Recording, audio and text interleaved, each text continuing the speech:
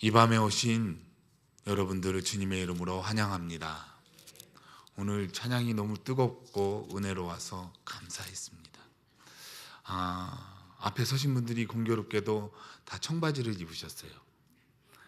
저도 청바지를 입어야 되나 이런 생각을 하면서, 그래도 찬양에는 힘이 있습니다. 능력이 있습니다. 치유가 있습니다.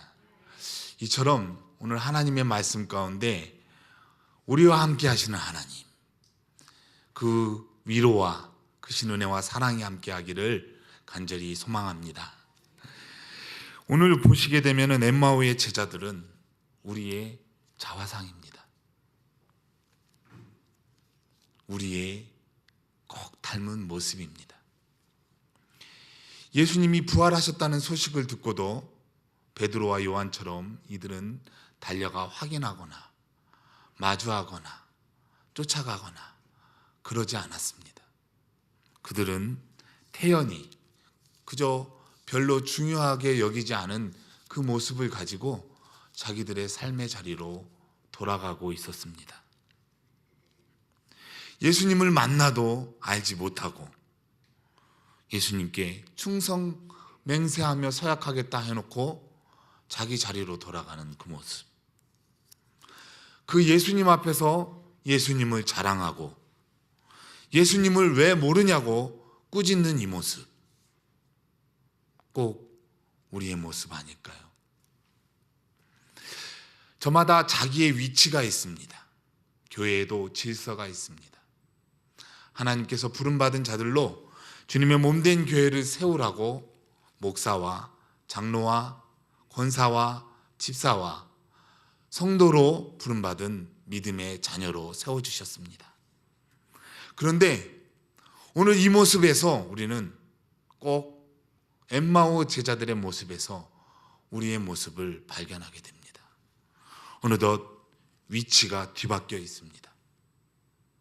아무런 질서도, 아무런 주님을 따르면서 겸손의 모습도 찾아볼 수가 없습니다.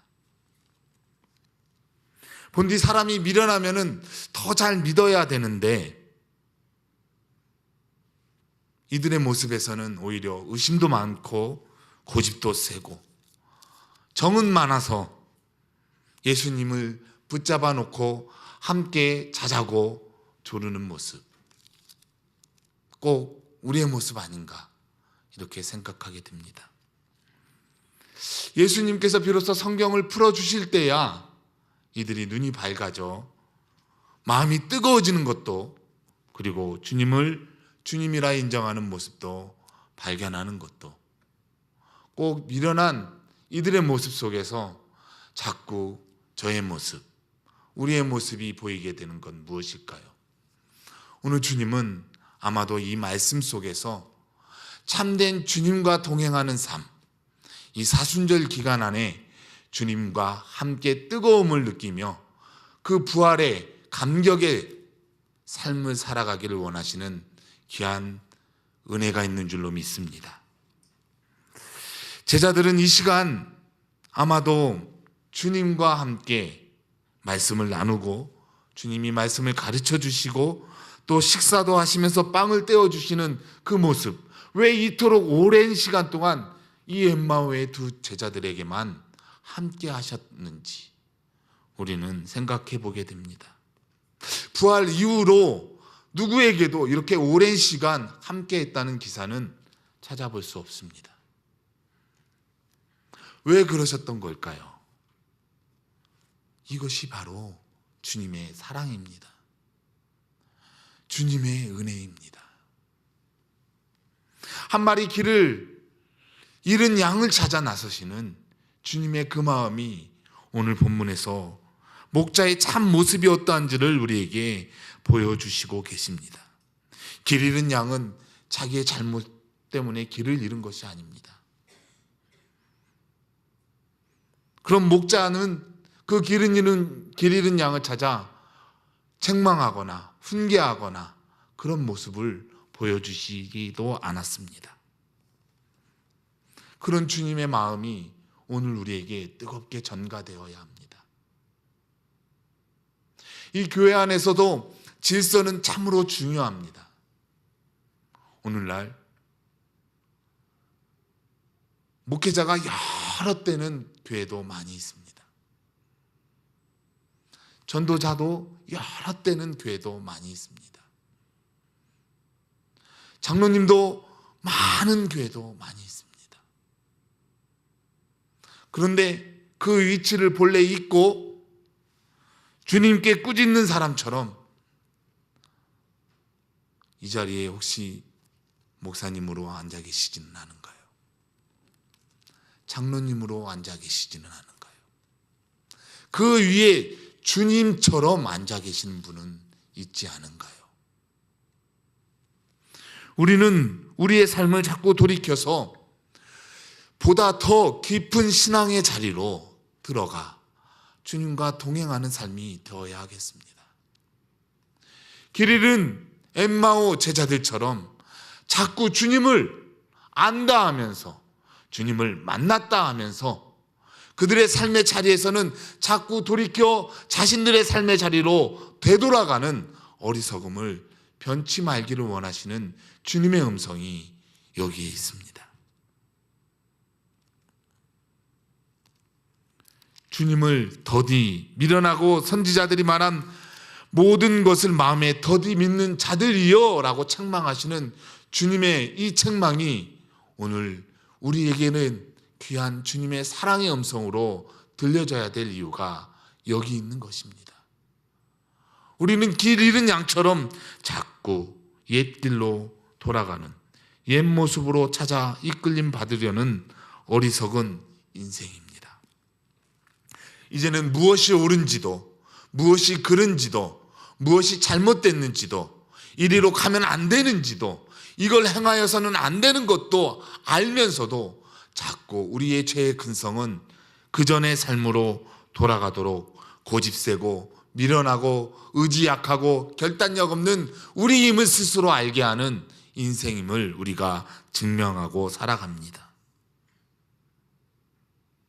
희망보다는 절망을 좋아하고 절망 가운데 포기하고 눌러앉기를 좋아하고 내 눈에 들보는 보지 못하고 형제의 들보만 발견하는 어리석음으로 살아가는 우리의 모습 가운데 이제 보다 더 이 사순절 기간 이 말씀을 붙잡고 매일매일 부활의 감격으로 살아가는 믿음의 사람이 되라고 우리에게 요청하십니다. 그 가운데서 오늘 말씀 가운데 우리는 주님의 그 귀한 절절한 사랑을 함께 들어야만 합니다. 알아야만 합니다. 이들은 예루살렘에서 벌어진 그 모든 일들을 너무나도 익히 잘 알았습니다. 그러면서 돌이켜 그 주님을 풀어 예수님께 가르치는 어리석음을 범했습니다. 그리고 너무나도 익히 잘 아는 부활하신 그 주님, 당연히 만났어야 할 주님의 그 소식까지도 듣고도 주님과 만나러 찾아가지 않았습니다. 신앙의 게으름의 자리에서 이 시간 일어나기를 축복합니다. 매일매일 부활의 주님이 계신 그 현장에 우리는 당도하기를 간절히 사무치는 마음으로 살아가야 합니다. 부활의 메시지가 있는 이 현장, 부활의 공동체로 믿음으로 결단한 이 자리, 새벽 미명마다 찾아와 하나님께 간구하며 하루를 시작하는 은혜의 자리, 바로 이 자리에 늘 오르는, 성전에 오르는 우리가 되어야만 합니다. 자꾸 미끄러져 퇴보하는 신앙, 돌이켜 집으로 가 안주하려는 신앙, 여기가 좋사오니 하는 그 눌러있기 좋아하는 우리의 그 일상의 자리로 자꾸 돌이키지 말고, 아는 것에서 그쳐 많은 사람에게 전했지만 그것이 도대체 무슨 일이 일어나고 있는지 영적 무딤과 어지러움에 빠져서 살아가는 그 자리가 아니라 부활의 기쁜 소식을 듣고 깨닫고 가르침받고 떡을 함께 나누는 그 자리로 자꾸 오르는 믿음의 신앙에 성공한 사람이 되어야 하겠습니다. 오늘 주님은 이렇게 잘 풀어 설명하는 그들에게 한마디로 이렇게 말씀하십니다. 무슨 일이냐? 그래, 무슨 일이냐? 그거 다 안다. 여기까지 그쳐서는 안 되는 겁니다.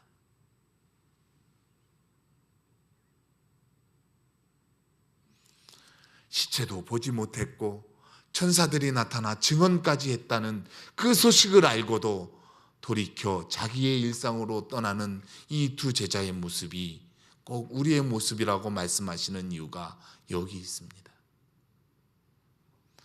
툭 털고 이 사순절 기간 새벽 미명 자꾸 깨워 우리를 종용하시고 기도하라 하시고 말씀 들으라 하시고 주님과 동행하자 하시는 주님의 음성을 듣고 기도의 산에 오르시기를 바랍니다. 주님과 함께 해야 그 모든 해결의 실마리가 풀리는 것입니다. 주님은 이 책망을 거침없이 서슴지 않고 그 모든 구약을 풀어 가장 가까이서 사랑하는 그 마음으로 담아 제자들에게 풀어 주셨습니다. 그러자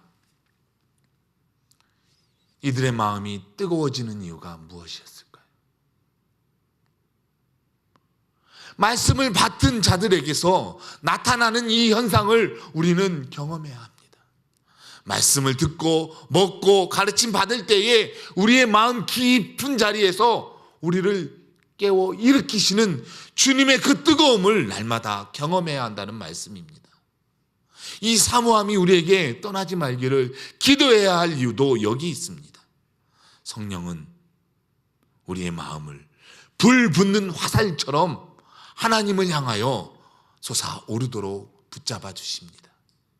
말씀을 듣는 이 현장에서 우리가 다른 길로 이탈해야지 말 것을 말씀하심은 함께 모여 떡을 떼고 음식을 잡수시고 동거하면서 제자들을 가르친 그 현장이 주님의 말씀이 이었기 때문입니다. 급히 마을로 떠나려는 그를 붙잡아 함께하고자 하는 이 사모함이 우리에게 있어야 할 이유가 여기 있습니다. 오늘날 신방받기를 거부합니다. 주님의 말씀이 찾아가 함께 동행하기를 원하는 마음이 많이 퇴보했습니다. 주님의 말씀을 맡은 자로서 하나님의 말씀을 가르침 받으려는 그 열심도 떨어졌습니다. 그저 다 아는 신앙인이 돼가고 있습니다. 다 경험하고 옛 것으로 나도 한때 다 해본 것처럼 척하는 신앙인의 자리로 가는 모습이 우리에게서 나타나 있습니다. 오늘 이 말씀 안에서 우리는 많은 여러 가지 유형의 우리의 찔림을 받아야만 합니다. 주님이 말씀이 우리 가정에 찾아오기를 원하는 이 사모함이 우리에게 있어야만 합니다. 주님의 말씀을 맡은 자의 부르심의 그 현장을 인정하고 주님을 모시는 그 구구절절한 믿음이 우리에게 있어야 합니다. 그럼 주님은 가만히 계시냐? 아니라는 거예요.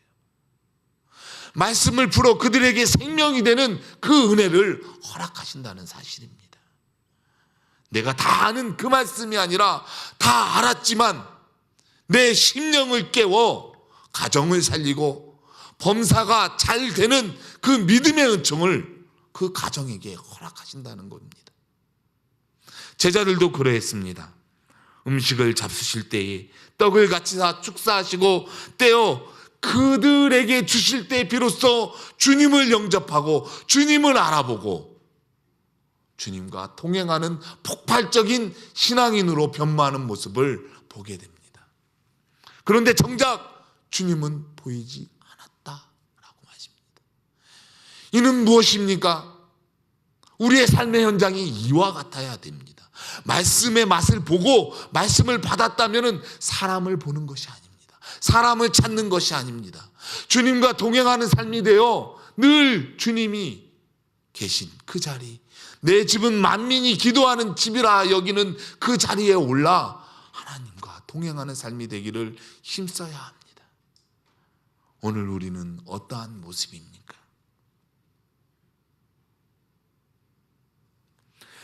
그들이 그때에 바로 일어나 예루살렘으로 다시 향했습니다. 가던 그 모든 것을 멈추고 다시금 예루살렘에 올라가 만난 그 주님을 전했다는 것을 우리는 만날 수 있습니다.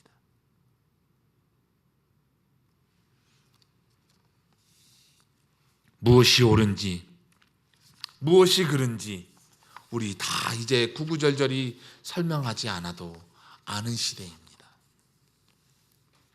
그렇지만 그 아는 것에 우리가 부족한 것, 바로 주님에 대한 열정과 사랑입니다. 그 첫사랑의 감격과 은혜와 그 뜨거움을 잃어버리면 횟수가 강요되는 것이 아니에요.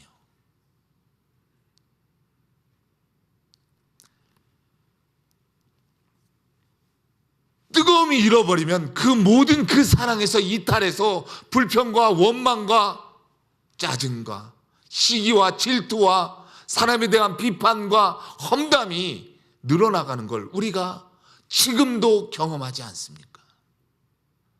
내 신앙의 자리, 내 주님의 음성을 듣던 자리, 주님을 사모하던 그 자리, 함께 떡을 떼며 나누며 공동체라 그 사랑을 함께 교제했던 그 자리, 잃어버리지 말아야 합니다.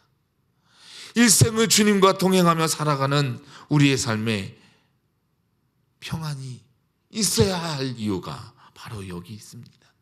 부활의 주님을 만난 그 감격을 자꾸 잃어버리면 가정에 머물려고 하고 세상에 머무려고 하고 내 좋아하는 그 연장으로 자꾸 찾아가 좋아했던 그것을 행하려는 우리의 반복된 삶을 떨쳐버리라고 오늘 말씀하십니다.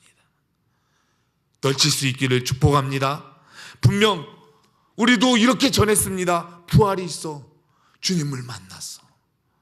주님의 그 감격과 감사로 내가 충만했어. 하지만 또 잠들어 버립니다. 또 무뎌집니다. 또 포만감으로 게으름으로 나태해집니다. 신앙의 귀한 동지들을 저버리고 낭망하고 지쳐 쓰러지고 병들고 곤고한 인생이 돼버리고 마는 것입니다. 주님은 조용히 이들에게 찾아와 내 옆구리를 만져봐, 내 손자국을 보아라, 나를 봐라, 이렇게 말씀하지 않으셨습니다. 그들의 그 모든 말들을 들어주시고 아시고 이해하시고 그 형편을 세심히 사려있게 받아주셨습니다.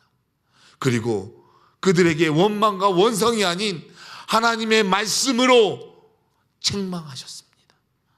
말씀으로 책망하는 이 말씀이 진짜 보약이고 생명의 말씀이고 우리를 살리는 능력의 말씀이라는 것을 믿으시기를 바랍니다. 우리는 자꾸 세속적인 욕심과 포만감으로 자꾸 우리를 채워가고 있습니다. 예수님이 송두리째 발가벗겨지고 십자가에 매달리셔서 우리를 대신해서 죄의 그 모든 저주의 사슬을 풀어 헤쳐놓으셨는데도 불구하고 우리는 나를 위해 산다고 열심히 살아갑니다. 주님을 위해 사는 것이 아니라 주님의 이름을 빌어 빙자한 어리석은 인생이 되지 말아야 할 것은 그 은혜가 오늘 우리에게 있기 때문입니다.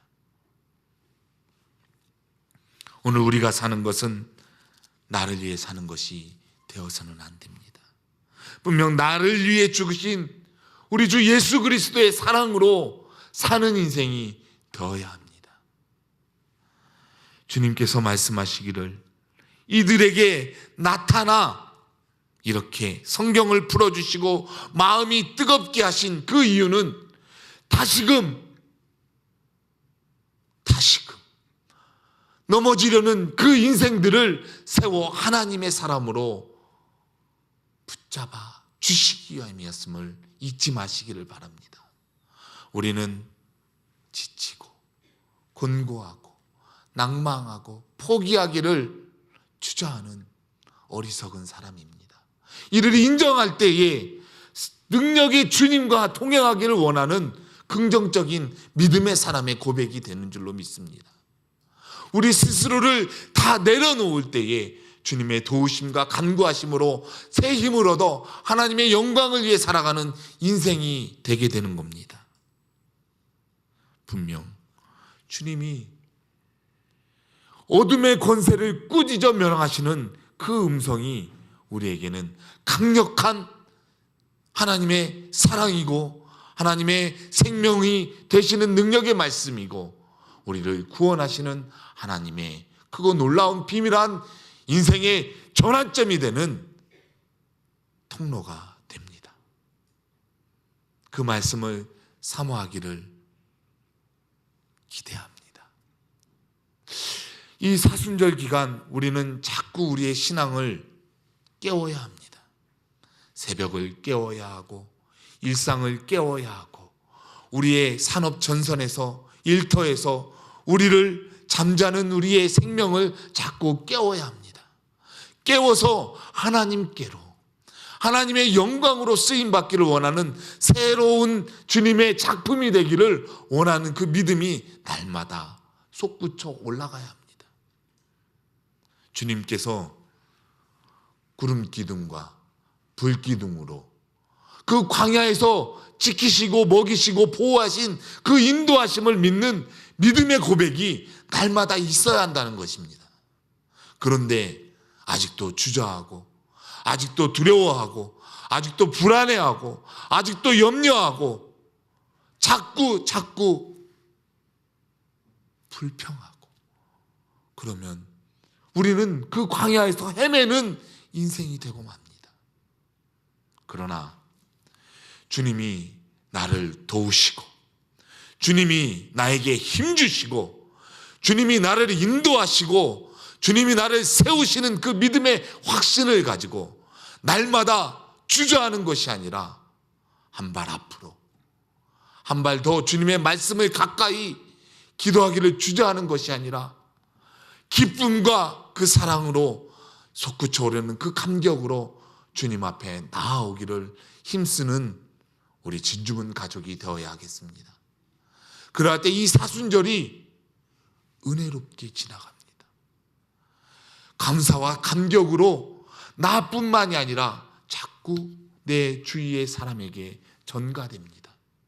그래서 생명을 살리는 일에 자꾸 쓰임받고 주님의 구원받을 수요가 자꾸 늘어나는 믿음의 진주문 교회가 될 줄로 믿습니다.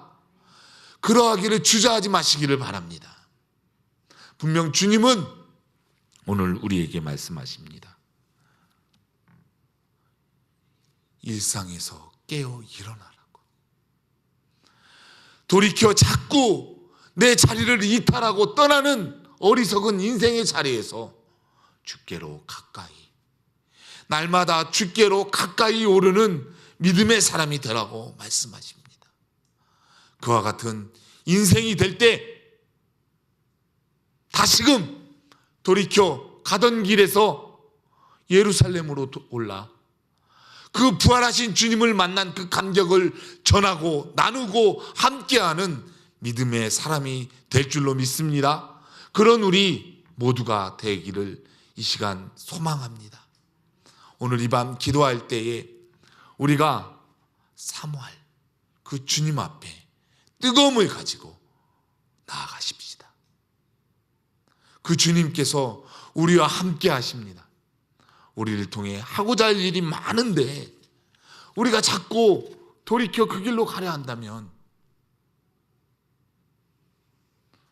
누가 나를 위해 갈고 탄식하시는 그 주님의 마음을 어찌 헤아려 알 수 있겠습니까?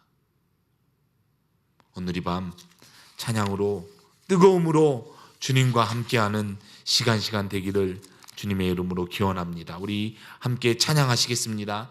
찬송가 284장입니다. 찬송가 284장 부르시고 우리 함께 합심해서 기도하겠습니다.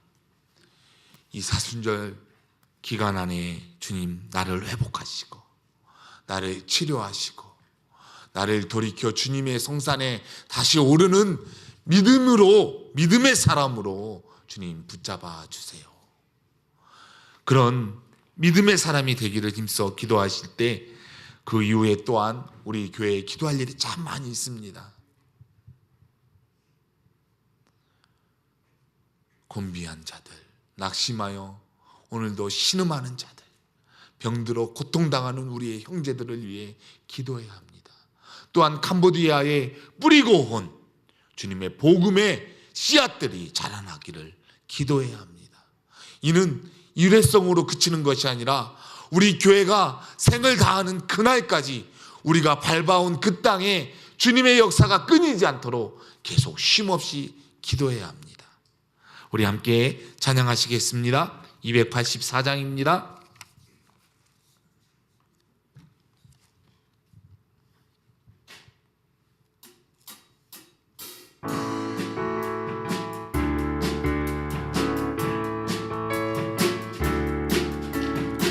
오랫동안 모든 죄 가운데 빠져 더럽기가 한량 없던 우리들 아무 공로 없이 구원함을 얻어 하나님의 자녀 지금 되었네. 주의 그 사랑 한량 없도다 찬송할지어다 예수의 공로. 주의 그 사랑 한량 없도다 찬송할지어다 예수의 공로. 주의 보혈로서 정결하게 씻어 죄악에서 떠난 몸이 되었고 세상 근심구름